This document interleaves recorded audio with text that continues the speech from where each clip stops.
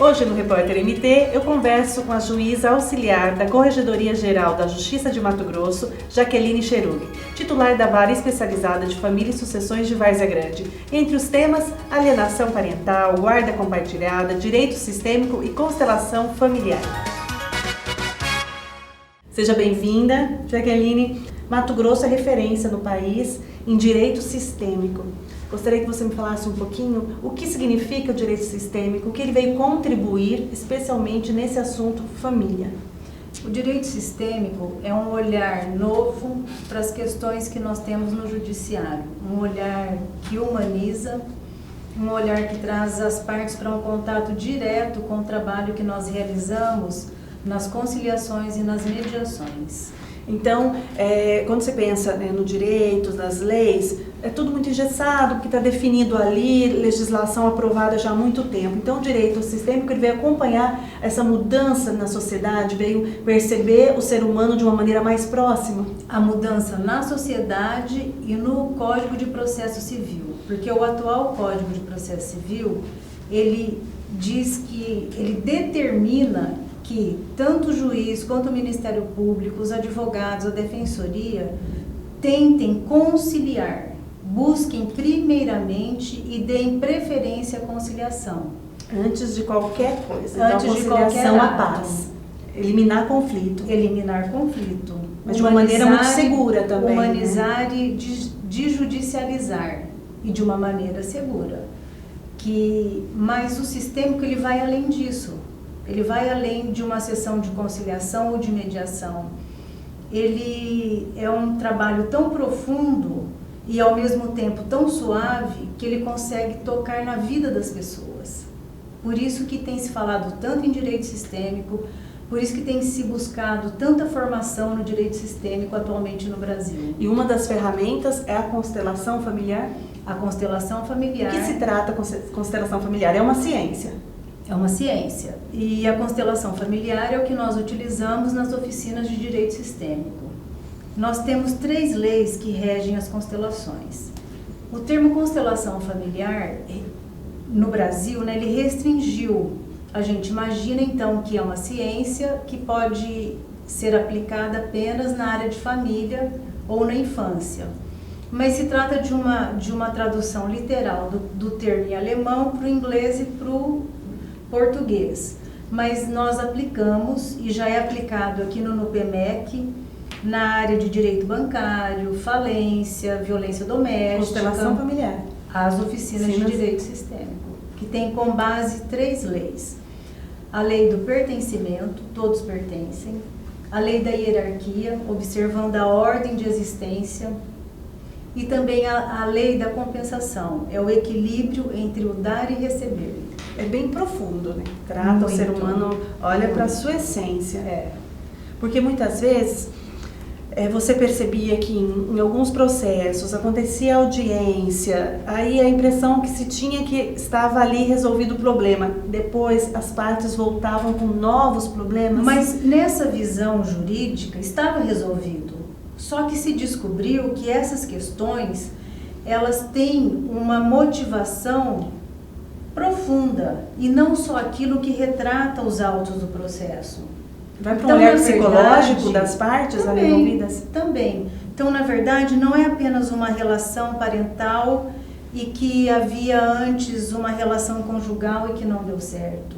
É além disso, né? Nós precisamos aí parar e olhar a vida de cada um, o sistema de cada um. De onde este homem veio, de onde esta mulher veio e por que a união entre eles não deu certo. Por que os pais não se entendem em relação aos filhos que tiveram. Tudo isso numa oficina aflora, né? É possível nós olharmos e identificarmos onde está, nós usamos o termo que você já usou aqui, emaranhamento, né? Onde está o emaranhamento? Onde isso começou? E na prática, qual o resultado que tem sido obtido? Bem, nós temos... No primeiro momento, as pessoas, os casais, né, as partes, elas já se mostram dispostas a participar? Se mostram dispostas. O interessante é que quando você proporciona esse olhar, mesmo que a parte tenha que receber uma sentença judicial, ela já vai olhar para a sentença também de outra forma. Vai Isso compreender é muito melhor. comprovado no Pomeri. Temos as oficinas de direito sistêmico no Pomeri. Então, ali nós trabalhamos com os menores, né, com os adolescentes infratores, e que muitos deles já receberam uma sentença em face do ato infracional que cometeram.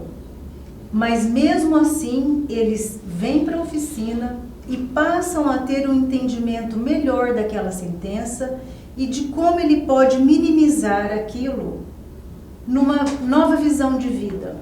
E, Jaqueline, seria uma maneira de ressocializar também, com um efeito mais real? Quem iniciou esse trabalho no Brasil, no mundo, né, que foi pioneiro, é um colega nosso da Bahia, um juiz chamado Sami Storch. E o Dr. Sami, ele já tem uma coleta de dados de 10 anos. Então, nós já temos, né, a prova de que isso dá certo. E ele teve uma comarca onde ele passou, onde 100% dos adolescentes que ele trabalhou não voltaram a praticar ato infracional. É um número incrível. Inspirador, motivador. Inspirador, porque a hora que a gente olha, nenhum juiz da infância, né, que atua na área, se sente satisfeito em ver aquele adolescente retornando. Isso é muito comum. A gente trabalha com ele, tenta fazer um trabalho, mas não, como a gente não vai no raiz, né, no motivo do comportamento dele, na essência. Exatamente. Ele passa a retornar com constância. Quando a gente consegue trabalhar com esse adolescente nas oficinas, é como se ele tivesse as amarras soltas, se libertasse e pudesse olhar para a vida dele, para a família dele, exatamente, de uma outra forma. Encarar a sua própria história. E muito a gente tem também associado os círculos restaurativos na sequência das oficinas. E isso é uma tendência que provavelmente o Estado todo vai abraçar? Não, já está à disposição de todo o Estado, Sinop já trabalha, Sorriso já trabalha. Então basta o juiz titular, o juiz ter interesse e buscar na oficina e buscar junto ao NUPEMEC. Jaqueline, em relação a conflitos, por exemplo, a cada ano são realizados mais de 300 mil divórcios no país, sendo que 44% entre casais com filhos menores de 18 anos. E mesmo com tanto divórcio, com tanta informação, crianças ainda são colocadas na linha de tiro aí entre os pais, elas continuam sendo objeto de briga. São porque os próprios pais não identificam suas necessidades. O rompimento dói muito, independente de qualquer coisa. Antes do rompimento, existe uma necessidade. Quando um casal entra num relacionamento, cada um traz sua necessidade. E se eu não identificar a necessidade do meu parceiro, do meu marido, eu vou entrar em conflito com ele, vai ter colisão. Porque eu tenho minhas necessidades e ele tem as dele. Por isso que há tanta gente assim que vai descobrir isso num 5º casamento, repetindo o padrão. Por quê? Porque até então ele tinha necessidades não vistas pelo outro e ele não conseguia verbalizar isso. Às vezes nem ele percebia claramente a sua necessidade. Quando eu não verbalizo minhas necessidades e o meu parceiro não é capaz de identificá-las, esse relacionamento vai ter um futuro duvidoso. Né? Qual seria uma solução? Uma qualidade de relacionamento? Terapia? Todo casal, pela sua experiência, todo casal deveria fazer terapia quando um conflito começa a acontecer? A terapia vai chegar aí? Que terapia? Exatamente. Então, eu não posso vir aqui, né, na frente de um público tão grande igual você e falar assim, é terapia. Eu não sei que terapia eles vão buscar. Agora, eu te digo que a ciência da constelação, a Hellinger ciência, ela consegue olhar para isso de forma totalmente satisfatória. E esse trabalho aqui, alguns consteladores realizam de forma particular. Independente o casal estando junto, né, homem e mulher juntos ou separados. Ou separados. Porque o problema persiste, mesmo com o rompimento, porque você criou um vínculo, muitas porque vezes o filho está ali, exatamente. o vínculo, e aí piora ainda mais o relacionamento. Porque quer atingir o parceiro falando do filho e fica aquela briga, aquela coisa. Enquanto eu não resolvo isso, se eu partir para uma nova relação, vai estar atrelada no que eu não resolvi. Eu vou carregar um cemitério na cabeça. Por isso que tem gente que fala, mas diz. eu estou vivendo as mesmas coisas, só mudou o nome e o endereço? Só mudou o nome e o endereço, porque não foi resolvido o que ficou lá atrás. A gente brinca, né, que só muda o endereço, mas essa é uma verdade, porque eu não mudei, só mudou o endereço. Sim. Se eu não mudar, a relação não muda. E aí, com o direito sistêmico, o papel torna mais verdadeiro no sentido que traz uma vida, não só um número que está ali. E aclara pontos, vamos colocar, escuros para quem participa, porque óbvio que não é a intenção da pessoa, ela só não consegue enxergar aquilo, porque está numa zona escura para ela. Sim. E às vezes quando acaba, todo não mundo aceita tem uma boa intenção ao agir. Às vezes a pessoa não enxerga que a ação dela está sendo prejudicial. Ela parte de uma boa intenção sempre. Às vezes até a alienação parental, ela vem muitas vezes nesse sentido de confusão mesmo mental. Muitas vezes.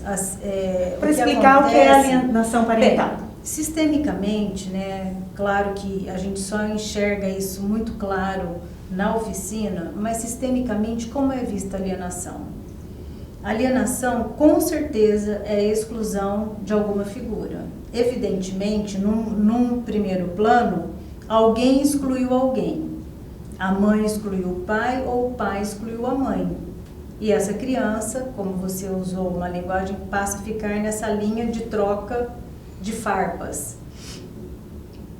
Porque eles inconscientemente, é bom que se diga aqui, são movimentos inconscientes, não são intencionais. Como ela já traz um histórico, ou ele já traz um histórico, ele repete o padrão. Então, provavelmente, a pessoa que pratica alienação parental foi vítima de alienação parental, ou alguém do sistema dela, os antepassados, tem um histórico que pode ter não repetido em todas as gerações, mas nessa está repetindo.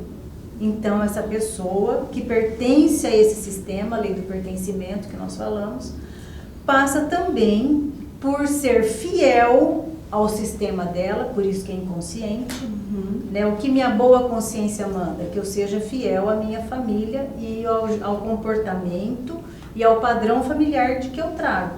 Então, eu vou continuar fazendo o que é feito no meu sistema. Nossa, incrível. Acende um monte de luzinha, Acende né? um monte de luzinha, incrível, incrível. É você quebrar paradigmas, colocar, não, agora eu sou autor da minha história, eu respeito o que é bom e descarto o que não vai me acrescentar. Eu respeito a minha ascendência, eu honro e olho com esse olhar respeitoso, mas eu honro melhor se eu conseguir agora, daqui para frente, agir dessa forma. Pela minha história verdadeira. E a alienação parental tem lei que dispõe sobre isso. Sim, tem a lei, ela já tem 10 anos. Desde o início não pode, né? Não pode usar, a mãe não pode usar a criança, nem o pai, nem nem a babá, nem a vovó, nem o vovô, nem a madrinha, nem o padrinho, nem a titia e nem a professora, nem a diretora da escola e nem ninguém que tenha esse relacionamento direto com a criança ou adolescente e tenha influência sobre ela. Esses são agentes alienadores que a lei elenca. Reconhece. E qualquer pessoa que estiver neste lugar, independente de laço parental ou não, ela vai ser considerada alienadora. E a criança tem direito constitucional de ter pai, mãe, família. Exatamente. E de viver bem esse relacionamento. Eu dizia que a lei tem 10 anos e esse projeto de lei previa prisão. Nós temos, é delicado falar nisso, mas é necessário. Nós temos uma visão no Brasil de que se eu colocar isso como crime, vai ser resolvido. E esse é um equívoco. Principalmente para quem lida com direito sistêmico. nós sabemos que excluir, segregar e tirar só vai agravar. Não resolve o problema. Não resolve. Você só agrava e deixa posterga. E esse artigo ele foi vetado. Novamente surge no Brasil um movimento para criminalizar o comportamento alienador. E eu digo aqui que isso não vai resolver. Só vai resolver o olhar que inclua e não exclua mais ainda. Essa criança já vive um ambiente de alienação. Se eu separá-la do pai ou da mãe, vai ser pior.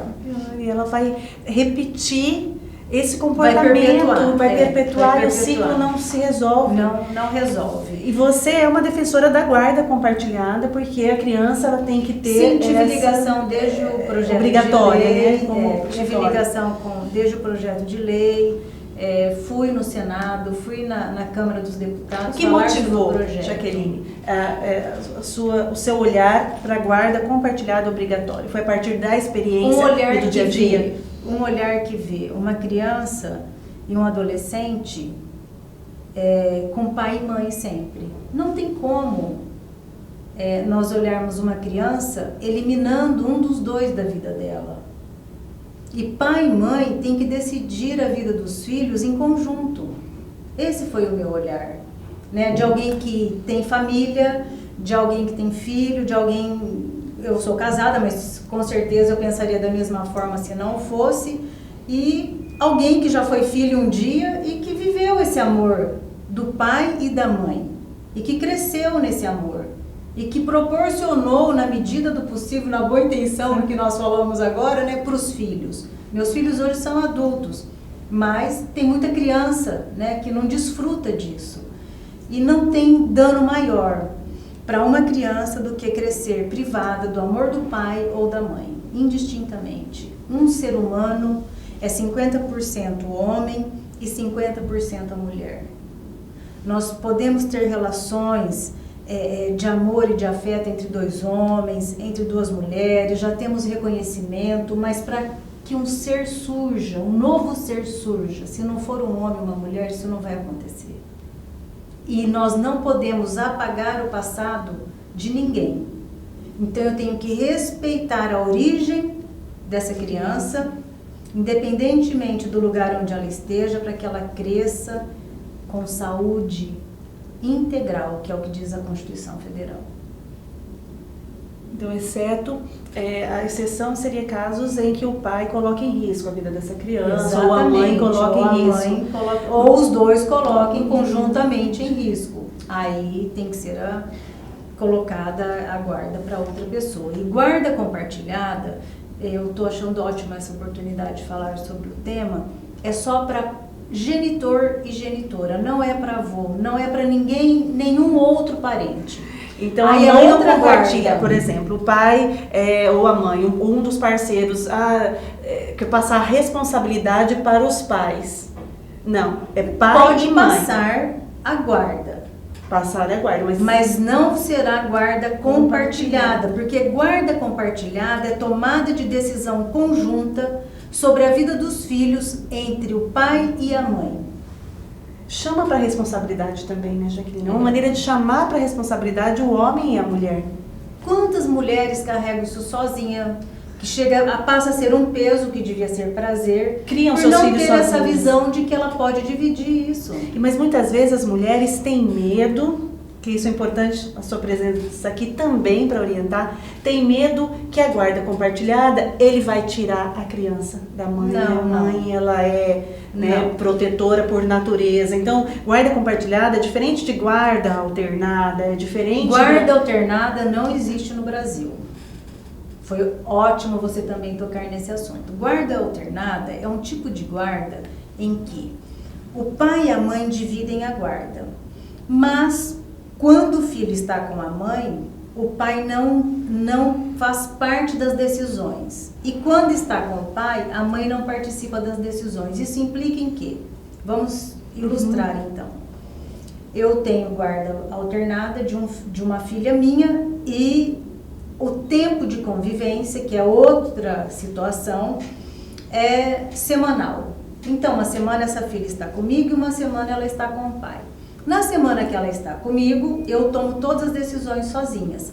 E se eu vivo aquela situação, quando a gente falou do sistêmico, que eu não me dou, não consigo ter harmonia com esse meu ex-parceiro, eu matriculo minha filha em alguns cursos, dou orientação, e quando ela volta, na outra semana, é alternada, ela vai para casa do pai, o pai tem o direito de desfazer tudo que eu fiz numa semana. Nossa, a cabeça da criança fica... Por isso que no Brasil não existe guarda alternada. Nós temos guarda compartilhada como padrão, como a guarda legal, e nós temos o tempo de convívio entre o pai e a mãe, definido que nós definimos aí um tempo de alternância.